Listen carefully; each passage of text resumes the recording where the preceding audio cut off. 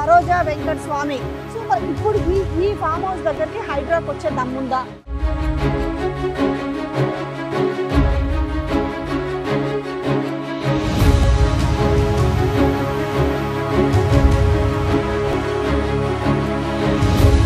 హైడ్రాకి ఇక్కడికి వచ్చి కూల్చే అవకాశం ఉందా? అంటే ఇది ఎఫ్టిఎల్ జోన్ లో ఉందా, ఫఫర్ జోన్ లో ఉందా? SARV చెప్పండి. ఇది వివేక్ వెంకట స్వామి ఫామ్ హౌసే కదా. సో ఇది లేకుంది కదా వెనకాల. ఓకే, మీరు పని చేస్తారా ఇందులో? ఒక కామే. సో నేను చెప్పాను కదా, వీళ్ళు వచ్చి వాళ్ళ డ్యూటీ వాళ్ళు చేస్తుంటారు, అడుగుతుంటారు. ఇది వివేక్ వెంకట స్వామికి సంబంధించిన ఫామ్ హౌస్. ఇది చాలా మందికి తెలుస్తలేదు అసలు ఫామ్ హౌస్లో ఎవరికి లేవు అనుకుంటున్నారు రాజకీయ నాయకులకి. సో ఇవి రాజకీయ నాయకుల బడాబాబుల ఫామ్ హౌస్లు అని చెప్తున్నాము. ఒక్కొక్కటిగా మీకు ఆ ఫామ్ హౌస్ చూపిస్తున్నాము. ఇప్పటికి మళ్ళీ అడుగుతున్నాము, హైడ్రాకి ఇక్కడికి వచ్చి ఈ బఫర్ జోన్లో ఉన్న, FTL జోన్లో ఉన్న, సో వీటి దరిచేరే అవకాశం ఉందా? ఇదే రేవంత్, మీరు ఆ బోర్డు కూడా చూడొచ్చు, SARV సరోజా వెంకట స్వామి అనే నేమ్ ప్లేట్ కూడా పెట్టుకున్నారు. మొత్తం మీకు ఈ గోడ తర్వాత మొత్తం కూడా అది FTL జోనే అది. సో ఇది మీకు కనిపిస్తుంది కదా, సరోజా వెంకట స్వామి.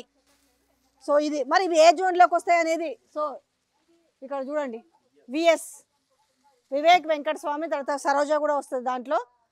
ఫ్యామిలీ, వాళ్ళ ఫ్యామిలీకి సంబంధించిన ఓ లోగో కూడా వేసుకున్నారు ఇక్కడ వాళ్ళు చూస్తే, ఒక ఫ్యామిలీ లోగో వీళ్ళది. సో మరి ఇప్పుడు ఈ ఫామ్ హౌస్ దగ్గరికి హైడ్రాకి వచ్చే దమ్ముందా? ఈ ఫామ్ హౌస్ గురించి మాట్లాడేద్దాము. మరి రేవంత్ రెడ్డికి ఉందా? రాజకీయ నాయకుల ఫామ్ హౌస్లు మనం ఎప్పుడు కొందరు గురించి చెప్పుకుంటాం కదా, మరి ఎప్పుడు కూడా వెలికి రాని ఫామ్ హౌస్ల గురించి మీకు చూపిస్తున్నాం కదా. ఇక్కడ కూడా మన గేట్ కనిపిస్తుంది. సో మీకు ప్రహరీ గోడ ఇక్కడ నుంచి చూపిస్తాం చూడండి. ప్రహరీ గోడ ఇది కూడా కనీసంగా ఏ వ్యక్తులకు కూడా కనిపించకుండా మీరు ఈ ప్రహరీ గోడ చూడండి. ఈ ప్రహరీ గోడ నుంచి వెనక ప్రహరీ గోడ మనకు వాటర్ కనిపిస్తుంది మీకు వెనక అటువైపు నుంచి. అంటే ఇదంతా కూడా వీళ్ళు ఏం చెప్పారు, ప్రతి దానికి నేను ప్రతి ఫామ్ హౌస్కి ఏదైతే చెప్తున్నానో నేను అదే మ్యాటర్ చెప్తున్నాను. ఏం చెప్తున్నాను మీకు? సో ప్రతి ఫామ్ హౌస్ గేట్ ముందుకు వచ్చి ధైర్యంగానే చేస్తున్నాం. ఎందుకంటే వాళ్ళలో వర్క్ చేసే వాళ్ళందరూ కూడా ఇమీడియట్లీ వాళ్ళకి ఇన్ఫర్మేషన్ ఇస్తున్నారు. మీరు వీడియో ఎందుకు తీస్తున్నారని అడుగుతున్నారు. నిజంగానే మరి లీగల్ అయితే వీడియో తీయడంలో తప్పేముండే? అసలు తీయకూడదా? మరి వీటి దగ్గరికి వీటి విషయాలని ఎందుకు బయటకు తేవట్లేదు? ఏ మీడియా కూడా వెలికి తేవట్లేదు? మరే ఇదే V6 వివేక్ స్వామికి పేపర్ ఉంది, మరే V6 న్యూస్ కూడా ఉంది కదా. మరి ఈయన మిగతాది హైడ్రా గురించి మాట్లాడుతున్నాడు, రాష్ట్రంలో జరిగే ఇవి జరుగుతుంది అది జరుగుతుందని రాస్తున్నాడు కదా. మరి ఈ ఫామ్ హౌస్ తనకి ఇక్కడ ఉంది. ఇక్కడ ఈ హిమాయత్ సాగర్ FTL అనేది మరి మాది కూడా ఒకటి ఉందని ఎందుకు చూపించట్లేదు? వాళ్ళకు రిపోర్టర్స్ ఉన్నారు కదా, వాళ్ళని పంపించి సో వాళ్ళ ఫామ్ హౌస్ గురించి కనీసం ఒకరోజు ఫామ్ హౌస్ టూర్ చేసి చూపించవచ్చు కదా.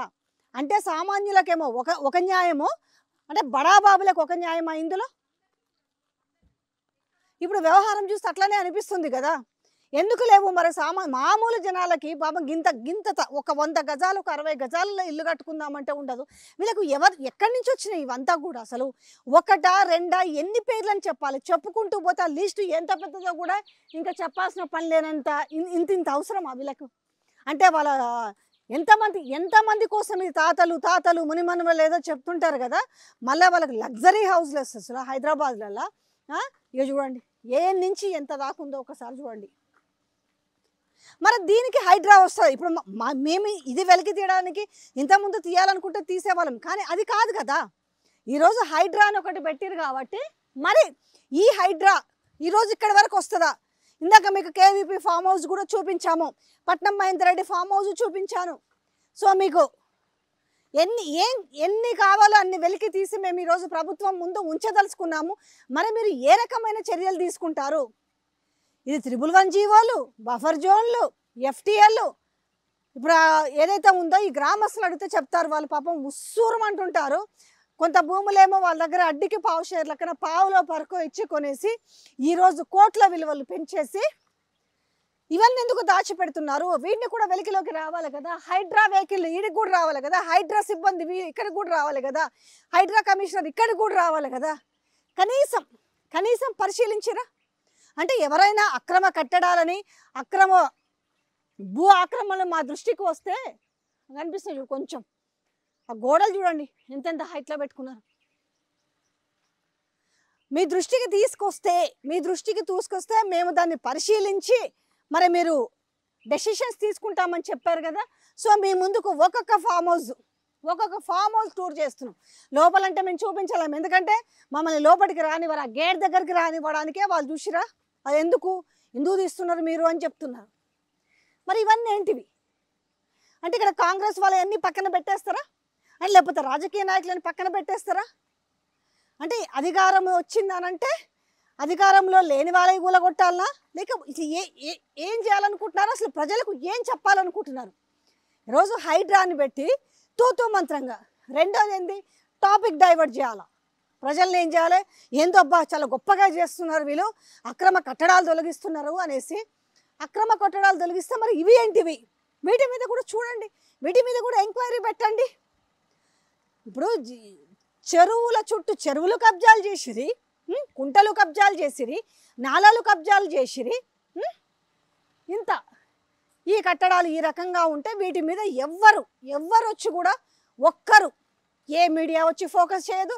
ఎంతసేపు అక్కడక్కడనే వాళ్ళు ఇది చేసి ఈయనెవరు మోహన్ రెడ్డి రాజేశ్వరి రెడ్డి అన్ని ఫామ్ హౌస్లే అంటున్నాను.